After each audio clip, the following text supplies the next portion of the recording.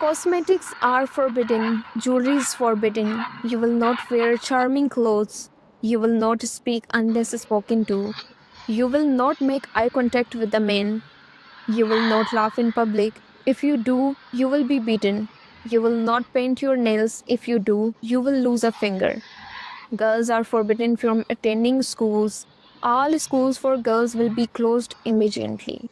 Women are forbidden from working. Listen, listen well, follow. Hey everyone, welcome back to my channel. Today I am going to talk about a book that doesn't just tell you a story, it makes you feel every piece of it. A Thousand Splendid Suns. Written by Khalid Hosseini, this novel takes us into the heart of Afghanistan. Not just war outside, but the war inside homes, inside hearts. After ending this book, and honestly, it didn't feel like I was reading a book. It felt like I was living inside it. At the time I started this novel, I was already going through a really hard phase in my own life. Everything felt heavy, dull, and colorless. And then I opened this book. And suddenly I was in Kabul, but not the Kabul we hear about in the news. This was a different Kabul. The Kabul of emotions, of quiet sufferings, of women's untold stories. A place filled with whispered pain, broken dreams, and silent strength. Basically, the story inside A Thousand Splendid Suns follows two women, Maryam and Laila.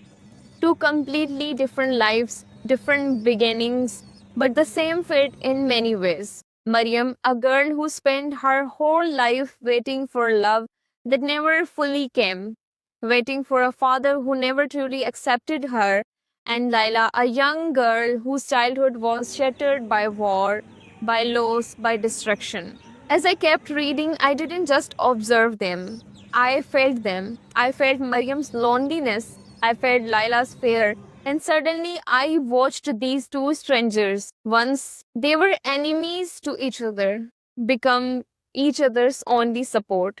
Their bond wasn't soft and easy. It was built through pain, sacrifice, and survival. And that's what makes this story so powerful. It shows a kind of love that isn't loud or perfect, but real.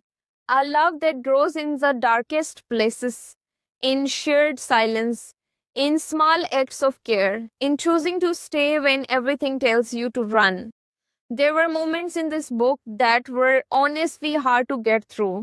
The pain, the zulm, the emotional and physical suffering. It stays with you. But what stays with me even more was the silence around it. The way these two women carried each other inside them. The way they kept going. Even when they were breaking. This book broke me too. But in a strange way, it also healed something inside me.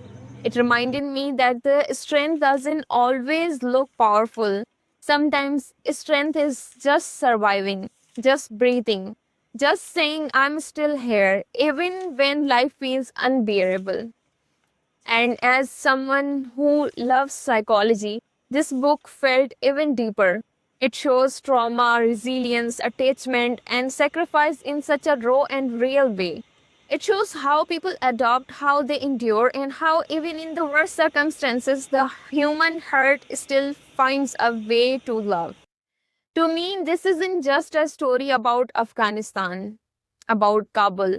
It's a story about womanhood, about silent struggles, about the emotional weight women carry in so many parts of the world. By the time I finished this book, I wasn't the same person who started it. My hands were literally shaking because it felt like I had just carried something very heavy, very emotional, and something that made me scared. Scared of my dreams, scared of my circumstances, scared of my fate. A Thousand Splendid Suns isn't just a novel. It's pain, love, sacrifice, and survival. And most of all, it's a voice for the women who were never heard. If you ever pick up this book, just know you won't just read it, you will feel it, and it will stay with you.